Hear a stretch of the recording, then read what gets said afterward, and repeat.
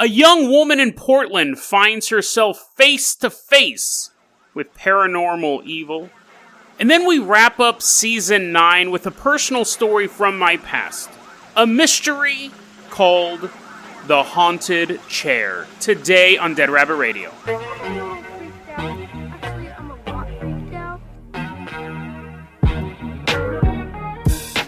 Hey everyone, welcome back to another episode of Dead Rabbit Radio. I'm your host, Jason Carpenter. I'm having a great day. I hope you guys are having a great day too. Yeah, you guys heard that right. This is the end of Season 9.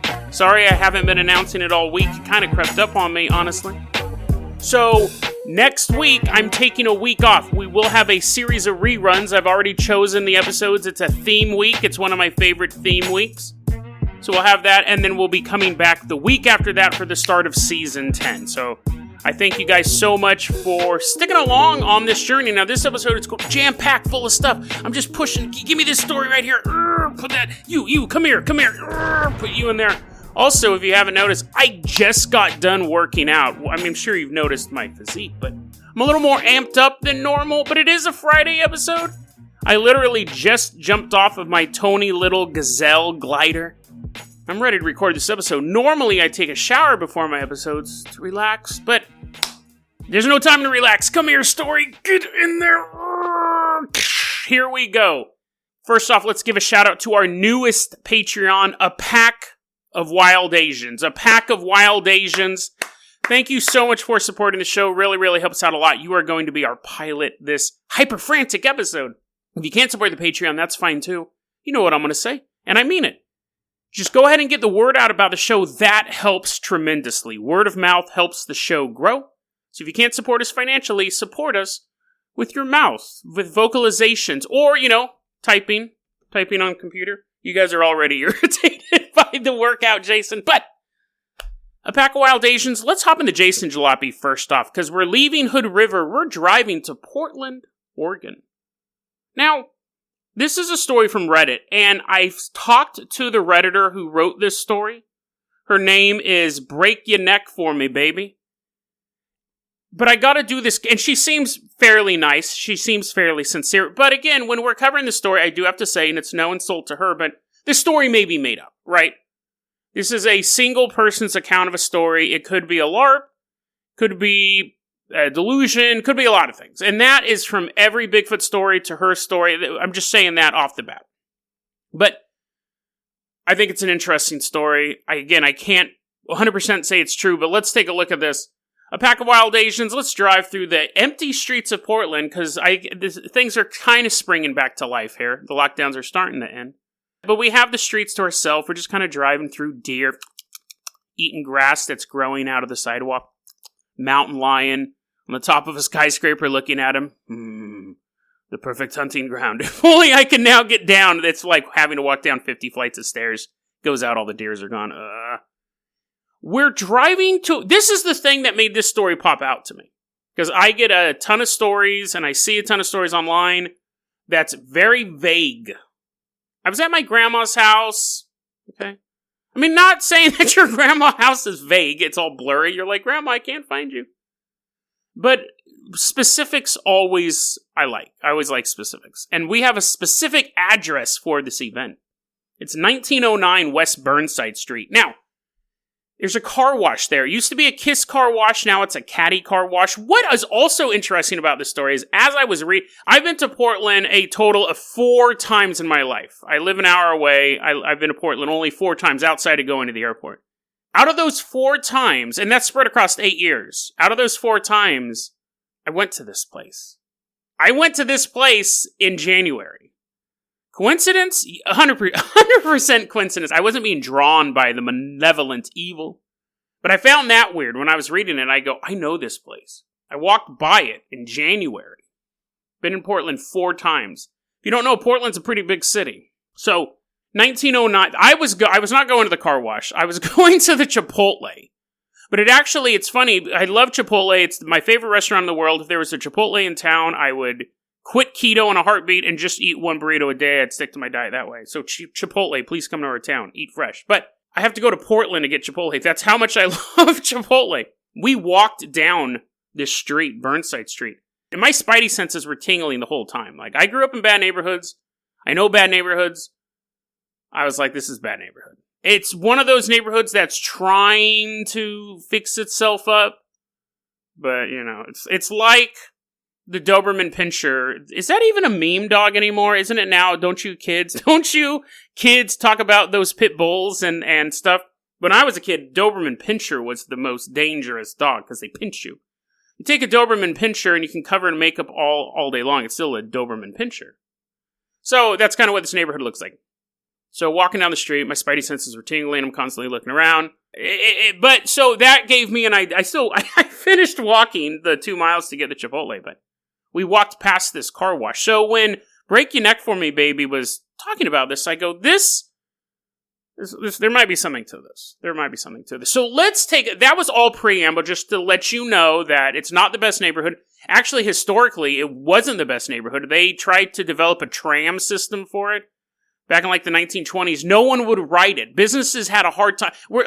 Back when the city was being founded, people did not want to work or live on this street. It was just a bunch of low-life businesses, and that's where all the sailors hung out, tons of prostitution, stuff like that. So that's your background for Burnside Street. If you're a realtor in that area, sue Break Your Neck For Me Baby. And sue, get a time machine, and sue the past. It's just not the greatest area. So the stage has been set. A pack of wild Asians. Let's take this Jason Jalopy. We're going to park it at this car wash. Now, this is the story that has been told. There's this young woman. She's eating a snack in her car. It's late at night. Now, normally, she parks here or parks anywhere, and she's on her phone, she's goofing off, and she's eating food, and she's throwing the wrappers in the backseat of her car, which, as disgusting as it is, we all do that, right? That's pretty typical, right? Maybe it's an age thing. Maybe it's owning a car thing. I don't have a car anymore, so I have nowhere to throw my stuff. But I used to do that, too. I used to just throw stuff in the back seat. And then once a month or 2 months, I'd clean my back seat out. So anyways, that's what her normal routine was. But something different happened this night. It was about 10 p.m. This story takes place in August of 2017. She gets it in her head that I'm going to throw the stuff away. And you're like, Jason, that's a good instinct. She's being clean. And I'm like, yeah, it's good, but out of character. And she doesn't really know why this thought process kicks in her head, but she's parked at this car wash. It's 10 p.m. at night. Again, it's not the greatest neighborhood. But she goes, I should throw this stuff away. Instead of just throwing it over my shoulder, I'm going to throw it away. Now, the place isn't super well lit, but there's a McDonald's right across the street from it, and then there's Chipotle on the other side of it. So it wasn't pitch black either. So she gets out of her car, and she walks with her garbage, throws it in the garbage can. And she's still looking at her phone. And she finds herself she doesn't actually know what's going on at first. She says she's just looking at her phone. And then she hears the sound of gravel underfoot. And that's when she realized her car was farther away. She'd been walking backwards. After she threw the garbage away, she found herself walking backwards into the darkness of the car wash. And what had happened was she had started walking up a gravel hill, a slight incline of a gravel hill. So she's covered a considerable distance. It's not a couple football fields, but farther than you want to be from your car in the dark. The lights of the McDonald's seem muted, seem gone. Everything seems much darker than it was just a few minutes ago. And as she's kind of getting a bearing for her surroundings, this is a heavily populated area, but everything seems darker now. Everything seems off. And her head slowly cranes to one side, and underneath a grove of trees, there's an old shack. About 100 feet away from where she's standing. Shack door.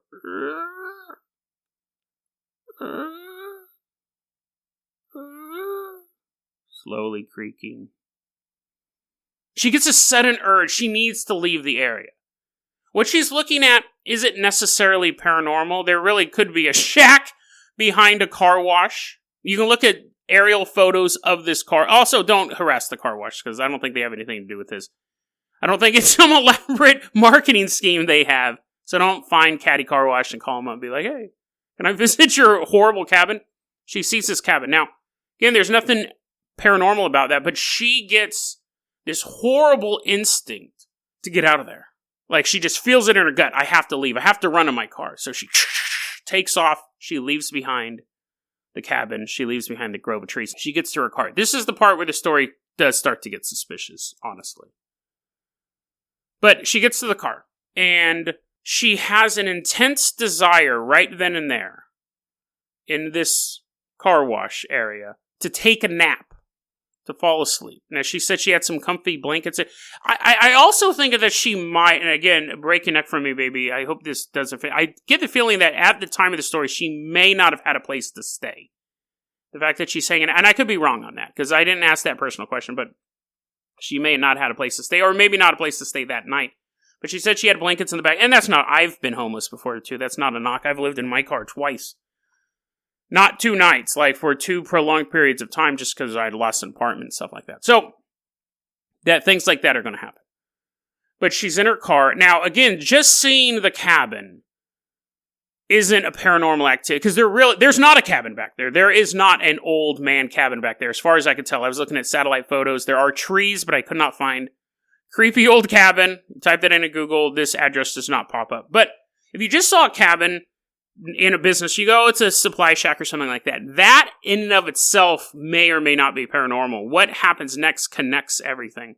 But what happens next is a dream. So that is where you can go, oh, Jason, are you really telling us a dream story? Let's go ahead and finish this. She crawls in the back seat of her car. She goes to sleep. And she says what she begins to have are what can only be described as nightmares. And they're all connected to this cabin. Her walking up the hill and her seeing the cabin was not a dream. That all physically happened. She comes back to the car. She has an overwhelming need to sleep. Even getting out of the car was out of character for her. She's normally just slob. She throws stuff over her shoulder. She crawls back into her car and she goes to sleep. She begins having dreams of an old man in that cabin doing horrible, horrible things to young girls. She's just getting these images of this man doing these things. And then the dream ends with the image of the shack. So once again, she's looking at the shack underneath this grove of trees. At the end of this horrible nightmare of all of these visions, it ends with poof, the shack underneath the trees, 1909 West Burnside. And the door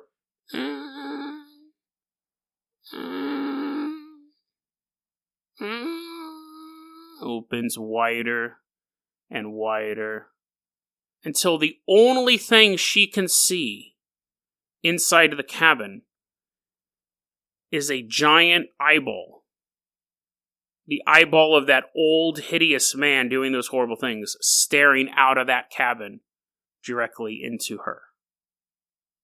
She wakes up and gets in the front seat, drives away. She knew she had some friends in the area, so she went to go see her friends a couple blocks away.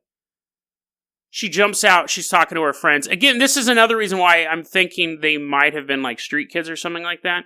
But maybe they were just having coffee. I don't know. But she pulls over. She jumps out of the car. She's talking to her friends. She then hears a girl scream out loud around the corner. Like a blood-curdling scream of a young girl. She takes off from her group of friends, turns the corner. Friends follow her, turn the corner. She's on the ground, full seizure. She wakes up in the hospital. She believes that that land is cursed. And really, if you look at the history, and that's why I was giving that little history lesson in the beginning, lot of sex trafficking. A lot of sex trafficking back then, and according to some people that I saw online, a lot of sex trafficking today. I'm not saying that the car wash has anything to do with this. So I'm not saying that. Just the area is known for sex trafficking. Some people say that young women are snatched off the street. But anyway, so there's that stuff. People say that stuff's still going on. It definitely went on historically. So it wouldn't be a shock if the land had been infused with some sort of dark energy. I would actually be shocked if it wasn't infused with that. So you do have that dream element, and the dream element kind of adds in connects the two, connects the scream of the ending to the cabin. It's also possible, again, I'm not knocking her, if she didn't make it up, if it's just a fictional story, then it's a fictional story and I got duped. Could also be a fictional story, but she doesn't even know it's fictional. It's possible that she saw the cabin that was real, or she did see that part of it. And then when she had the seizure, which was supposedly real as well, she was in the hospital, that can backtrack and create the memories of the dreams as well, because the brain's a tricky thing.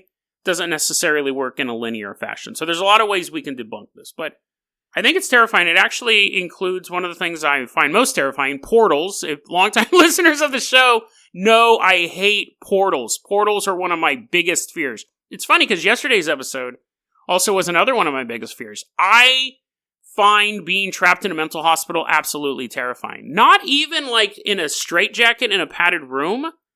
That, whatever, because then I'm so crazy. Or the idea of being trapped in a mental hospital and walking through the hallways and like going through the routine, like doing crossword puzzles every day and eating oatmeal or porridge or whatever they have. I don't know. They might have real food in there, but that terrifies me because it's the normalcy of it. If I was in a straitjacket, eventually I would just go insane and I'd be like, oh, this is just the way things are. But if I was sane, I mean, I am sane, but if I had to wake up every morning, walk to the rec hall, watch The Price is Right, walk back to my room, take my pills, walk to do the crossword puzzle room. That is terrifying to me. I think I would prefer to be in prison than a mental hospital. Because it tries to still... I imagine them super bright all the time, and it makes everything more normal. So to me, it makes it more creepy. So a portal that took me into a mental hospital would honestly be the creepiest thing for me. But I find this story interesting because, one, the history of the area connects with what she saw. And we were talking a bit, she didn't really know the history of the area. Again, that's what she's saying. I could be getting duped, but that's just something that's going to happen with the show. The history of the area connects with a phenomenon. You have the dream segment, which is a little goofy. I normally don't report dreams, but it's sandwiched in between her being led out of her car. A young woman led out of her car into the darkness to the shack that preyed on young women. We have that aspect. Then we have her seizure later on as she turns the corner. She hears the young girl screaming. Interesting story all around. And again, I'm not telling you to go to Caddy and, start like calling him up. But if you're looking for a day trip ghost hunting adventure, there you go. You don't have to drive out in the middle of nowhere. You're like, Jason, didn't you just say this wasn't a great neighborhood? Think about it. You can get your car washed, you can poke around the back, you can see if there's any haunted shacks, and you can buy Chipotle. A delicious Chipotle. And you got to bring me one too. Chipotle. Eat fresh. Thank you so much for that story. I did find that one kind of particularly creepy. It went on a very long time. I didn't expect that. This is going to be a long episode. It's the end of the season. It's going to be a long episode. And to make it even longer, I want to do a Dead Rabbit Recommend. So, a pack of wild Asians, let's flip out that plasma screen we have in the back of the Jason Jalopy. Now we got to park the car. We are at the car wash. Let's get in the back. And we're going to watch this plasma screen. I just watched this movie called Butterfly Kisses. It's really good. Butterfly Kisses is the story. It's very meta, which I liked. And it was really, really good. It's a found footage. It's a documentary about a filmmaker who finds found footage. It's not a real documentary. So you have a man who finds some found footage that these college students had made involving this local myth called Peeping Tom or the Blink Man, Mr. Blink. That was interesting because in the movie, the people in town all had different names for him. That's pretty common with local legends. Like the older people called him Blink or Mr. Blink. The younger people were calling him Peeping Tom. So that was a really cool little added detail. So this guy finds a shoebox full of old DV tapes from 2004 about this story of these college students trying to investigate Peeping Tom. And this guy's trying to raise money to release his movie. So he gets, like, a friend of his is making like a documentarian. So he goes, why don't you make a documentary behind the scenes about me putting this movie together?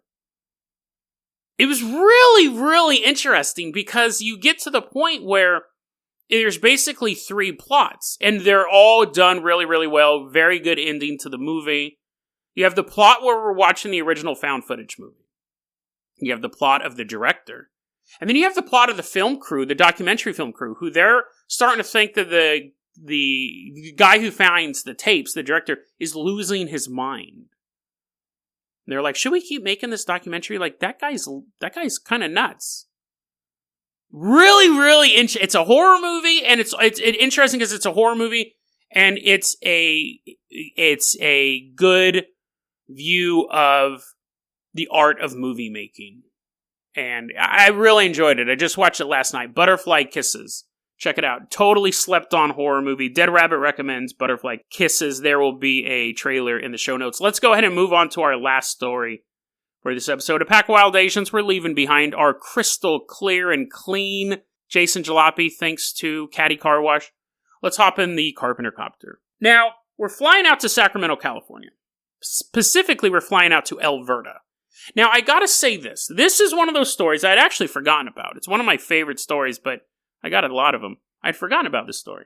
I was talking to Sabine about it the other day, and I was like, I gotta tell this story on my podcast. Now, because this story is so old, I want to tell you right now, there are details where one person may have done this, and I'm going to say another person did this. Like, I'm going to may get names mixed up, but the narrative itself is true.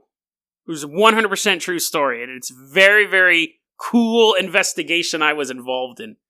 And it's funny because I know a couple of my old friends listen to this show. Josh Moormeyer listens to it every once in a while. Jason Campbell listens to it. What's up, Jason? You guys will remember this.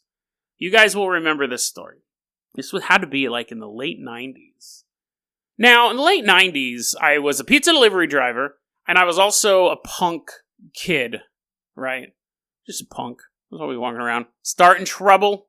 It was a lot of fun back then. I really loved the time period that I was born in. I really, really... And I'm sure that younger people than me love the time period they were born in, and that's totally fine. I think that's just kind of a normal thing, but everything just seemed more chill. Really seemed more chill, right? There are obviously inconveniences, right? Nowadays we have smartphones. Back then, we all had pagers on us. That was the big... I remember that was the big stylish item, were the pagers. And you would drive around. Doo-doo-doo-doo-boop. And then I don't even think they really made noises like that. They vibrated or went beep beep. And you'd look, you'd see a number. You're like, Jason, I know what a pager is. But then you would drive. You'd have to find a payphone, make a phone call. Or you could do it. Or then, you had the vibrate feature. That's usually what you had them on, right? Because you got annoyed by the beep beep. My pager went off all the time. You usually have them on vibrate. And then when you go to the movies and stuff like that. But it was just a different time period. We didn't have the internet. I mean, it existed, but nobody used it. When there was an argument, it just went on and on and on. I really enjoyed that time. It was very simple. MTV played music. That's a cliche, but it's a cliche because it's true. It used to be so good. This is the time period this has taken place in. Now, I was a thug. I was a punk kid, right? Looking back on it, it was kind of fun. But looking back on it, I was just a punk. Just a punk kid, right? But I was also a paranormal investigator. So I was always ghost hunting. And that's really what I'm known for.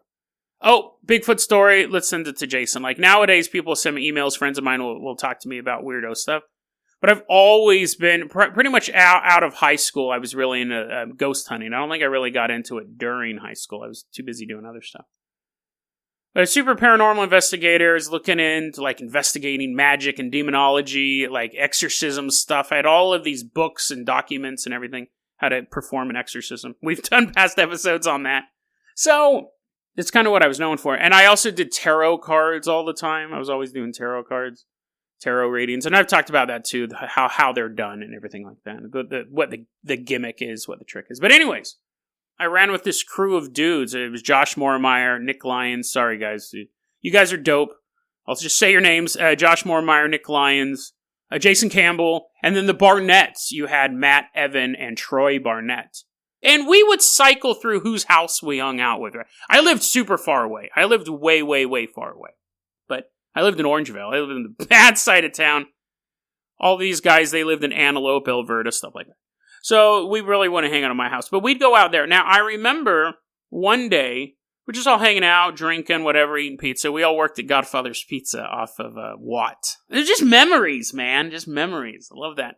It doesn't exist anymore, but one day I'm talking to my friends, and one of them goes, "Hey, Jason, I don't even know how to say this, but I kind of have a mystery for you. Like, something's going on in my house." And I was like, "Tell me more," as I pull out my magnifying glass, put on my Sherlock Holmes hat. They're like, "Well, this is one of the Barnetts said, our grandfather had passed away recently, and he had his favorite chair, this recliner. And he would sit in it, and it was one of those chairs that would vibrate, which honestly is like the highest form of chair. Every chair should vibrate." But he goes, "It was one of those chairs, had the massage back, and that was his chair in front of the television set. He would sit there and turn it on." Now, I knew exactly what chair they were talking about, because a lot of times when I went over there, that was the chair I sat in. I mean, obviously, his grandpa was not in the chair at the time. He had gone to bed. But I would sit in the chair, turn it on, we'd be watching MTV, Headbangers Ball or something like that, be sitting in that chair. So I knew the chair. I was like, "Yes, I'm very familiar with that chair. Tell me more." And they're like, "Jason, quit being a pretentious dork. Just listen to us." And I put the magnifying glass away, take the hat off. So our grandfather passed away recently. And then we're all sitting in the living room one day. No one's sitting in the chair. And all of a sudden, the whole family turns and looks at the chair, and it's vibrating. It stops. Now, mechanical malfunction, possibly. But you have to turn it on. You press the button, and it vibrates. They go, "It must have just been a short in the system, right? It's electronic stuff's going to happen." They keep watching television.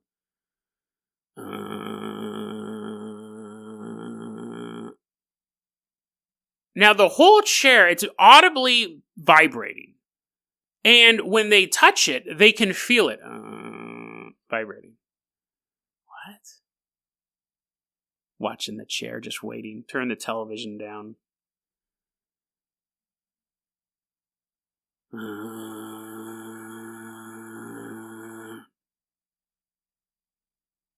It has to have a short, right? It's not even doing a full cycle of a massage thing.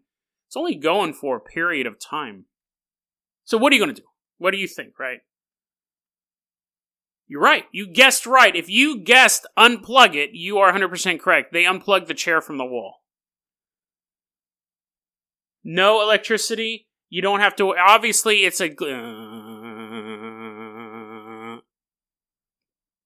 The chair's still vibrating even though it's unplugged. So, at that point, one of the Barnetts, I think it was Matt, was talking to me.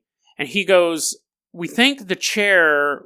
I don't want to put words in his mouth, but the insinuation is something weird is happening at their house involving the chair of their grandfather who passed away, who he always had it vibrate, is now vibrating even though he's gone. And it's unplugged, and no one's sitting in it.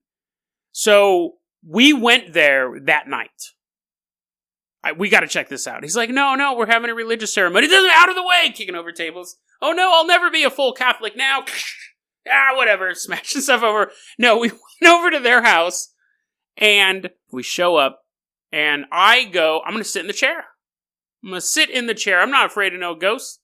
I sit in the chair. We're watching television, and a period of time passes, and, just kind of like hanging out, drinking, and then I almost jumped out of that chair.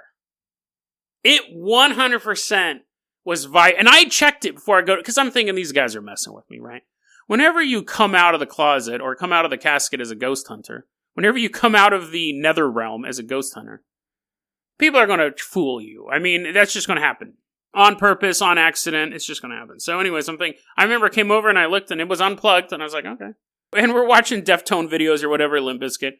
It's just MTV all the time. Why can't MTV just be music again? You're like, "Jason, that's called YouTube." No, I want my music picked out by some other people, and this is why. Because then I learn new music. If it's just me on YouTube, I'm listening to nothing but Ice Cube and Tupac and Limp Bizkit all the time. I want my music curated. Dang it. But let's get back to the real story here. We're watching music videos. We're rolling. And this chair starts vibrating, and I jump out of it. 100%. And again, as a paranormal investigator, this is the stuff you want. You want proof. Sit back down in the chair. Wait a while longer.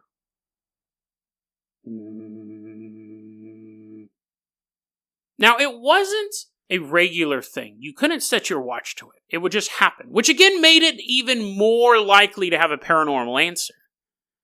You know, ghosts don't have wristwatches, at least as far as I know. They might all be assigned one at the pearly gates. But it would just kind of come and go. And I remember just thinking, this is spooky.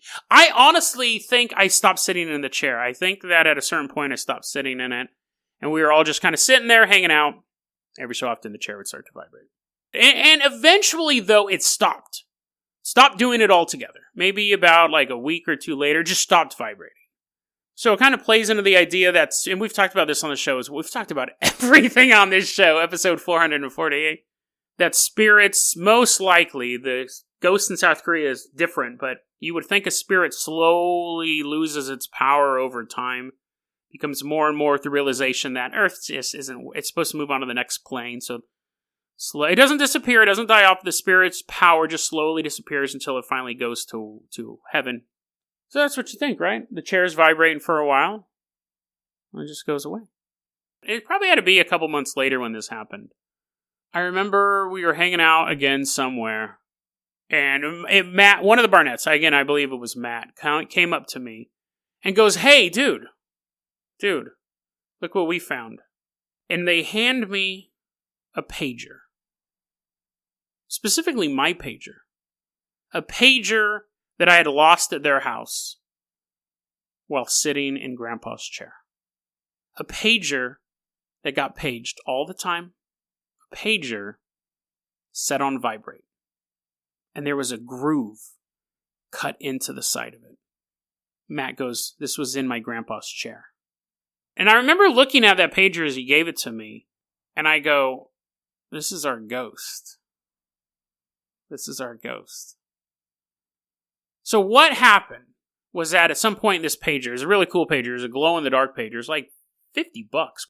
It fell out of my pants, and it fell into Grandpa Barnett's chair now, because it was a recliner, which I don't know if I said that earlier, but all great chairs are recliners. It actually slid in, and as the chair at one point got flipped back up into the seated position, it wedged right in between two pieces of metal. It was 100% in the perfect position for what happened next. But it got wedged in perfectly, and it was set to vibrate, and my pager was always blowing up. And every time someone called, that pager vibrated. Made the chair shake. And it did it over and over and over again until the battery died. And I'm looking at this pager. It was so tight in there. It was in there so tight it had a groove cut into it. This is our ghost. I love that story for a couple reasons. One, because it's a story that I was personally involved in. Not like I'm a huge egotist, I am, but I know the story from beginning to end, even though some of the details I might be iffy on. There is no chance for chicanery. There's no chance for tricks. I was there the whole time. And it has an ending. It has an identifiable ending. Again, as a paranormal researcher, it's not the ending that you necessarily want. But we talked about this. I've talked about this a couple times on the show. I talked about this with the whole thing with the Civil War aliens, Charles Dawson and Doug Dobbs, which was great. They're a great group of guys. But the stories that have endings, even if they're not the paranormal answer, are still very satisfying to me. And I think most paranormal stories have an ending like this. We just haven't seen it yet. Because that was sheer luck. One, it was luck that the pager got stuck in there to create the phenomenon in the first place. Because it could have fallen any manner of ways. Fallen out the bottom, got stuck, but not in a place that would make the chair vibrate. It could have got stuck in a chair that didn't vibrate. Everything worked out perfectly. But then the fact that we found it. Because they could have easily just packed the chair up. Given it to someone else. They could have sold the chair. Chair could have been disposed of. Never have found the pager. Or if they sold it and someone finds the pager, they're not going to put two and two together. But the fact that all of this stuff happens, I honestly believe, I do believe in ghosts, and I do believe in unidentified flying objects and things like that, but I honestly believe a good 95% of all of that phenomenon can be explained away. It's the 5% that can't be explained away, which terrifies and fascinates me. But I think a good portion of it has a reasonable answer. Like in the first story, that young woman may have had a seizure and then the memories became clouded because of that. Worked backwards. It's possible. I hung on to that pager for a while. To be honest, I might still have it in a box somewhere. I allow myself one box of mementos. And it might still be in there. And I kept it. I kept it as proof that not every ghost story has a ghost answer. Most of the time, it's a pager. Most of the time, it's a rational answer. So as we end Season 9 and head into Season 10, let's remember to take a look at the world a little more closely. Those things that we see dancing at the edge of our eyesight, standing at the foot of our bed, may be 100% explainable as natural phenomenon. When you walk into your bedroom and you think you see something staring out of your closet, ignore it. The next time you wake up late at night, you go to the bathroom, turn the light on, look in the mirror, check your eyes. And then right as you shut the light off in that split second between illumination and darkness, you see a figure behind you. It's nothing. When you're walking to your car late at night in that dark parking lot, and you swear you saw something human-sized scurry underneath your vehicle, just ignore it. The scratch at your window, the crunch of footsteps outside your door, that sound coming from the darkest room in your house. There's a 95% chance that all of these have completely rational answers. But there's a 5% chance that you'll become the next story on Dead Rabbit Radio. DeadRabbitRadio@gmail.com is going to be our email address. You can also hit us up at Facebook.com/DeadRabbitRadio. Twitter is @DeadRabbitRadio. Dead Rabbit Radio is the daily paranormal, conspiracy, and true crime podcast. You don't have to listen to it every day, but I'm so glad you listened to it today, guys. Have a great week. I'm going to have a great week. You guys have a great week. Be safe. Love you guys. See you in a week.